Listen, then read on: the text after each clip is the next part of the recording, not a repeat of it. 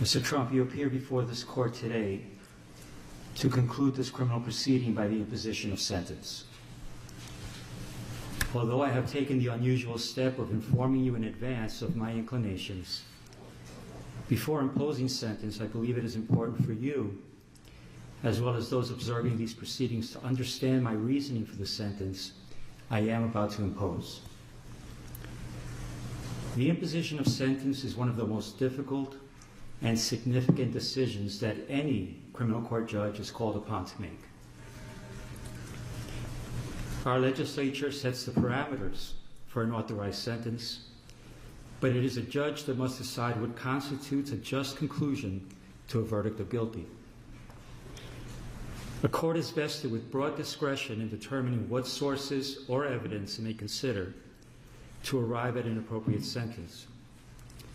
In doing so, the court must consider the facts of the case along with any aggravating or mitigating circumstances. In my time on the bench, I've been called upon to grapple with this weighty responsibility for countless defendants who have been found guilty after trial for an assortment of offenses, ranging from nonviolent Class E felonies to the most heinous of crimes, including homicides, sex trafficking, and child sexual abuse. The task is always difficult and deserving of careful consideration, whether the sentence be an unconditional discharge or incarceration of 25 years to life. However, never before has this court been presented with such a unique and remarkable set of circumstances. Indeed, it can be viewed fairly that this has been a truly extraordinary case. There was unprecedented media attention, public interest, and heightened security involving various agencies. And yet, the trial was a bit of a paradox because once the courtroom doors were closed, the trial itself was no more special, unique, or extraordinary than the other 32 criminal trials that took place in this courthouse at the same exact time. Jury selection was conducted, the same rules of evidence were followed, opening statements were made, witnesses called and cross-examined, evidence presented, summations delivered. The same burden of proof was applied, and a jury made up of ordinary citizens delivered a verdict. And it was all conducted pursuant to the rules of procedure and guided by the law. Of course, part of what made it feel somewhat ordinary was the outstanding work, preparation, and professionalism of the clerks, court officers, court reporters, security personnel, and the entire staff of this building who did their jobs as they would with any other criminal trial. So while one can argue that the trial itself was in many respects somewhat ordinary, the same cannot be said about the circumstances surrounding this sentencing. And that is because of the office you once occupied and which you will soon occupy again. To be sure, it is the legal protections afforded to the office of the President of the United States that are extraordinary, not the occupant of the office.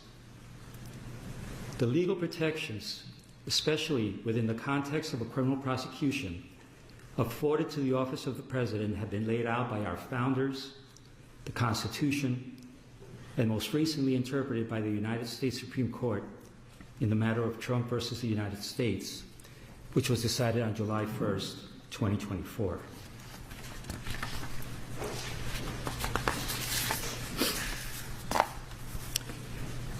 As with every other defendant in your position, it is my obligation to consider any and all aggravating and mitigating factors to inform my decision.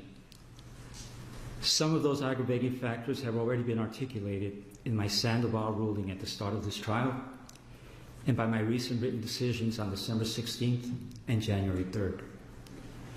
Thus, they need not be repeated at this time.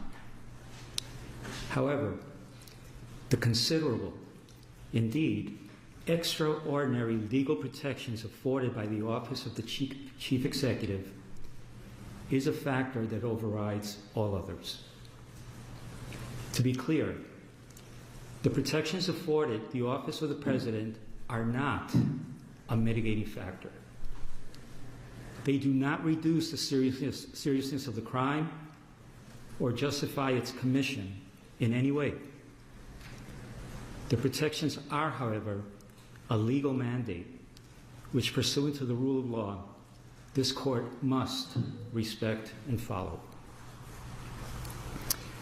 However, despite the extraordinary breadth of those protections, one power they do not provide is the power to erase a jury verdict. It is clear from legal precedent, which until July 1st was scarce, that Donald Trump, the ordinary citizen, Donald Trump, the criminal defendant, would not be entitled to such considerable protections. I'm referring to protections that extend well beyond those afforded the average defendant who winds their way through the criminal justice system each day. No, ordinary citizens do not receive those legal protections. It is the office of the president that bestows those far-reaching protections to the office holder. And it was the citizenry of this nation that recently decided that you should once again receive the benefits of those protections, which include, among other things, the Supremacy Clause and presidential immunity. It is through that lens and that reality that this court must determine a lawful sentence.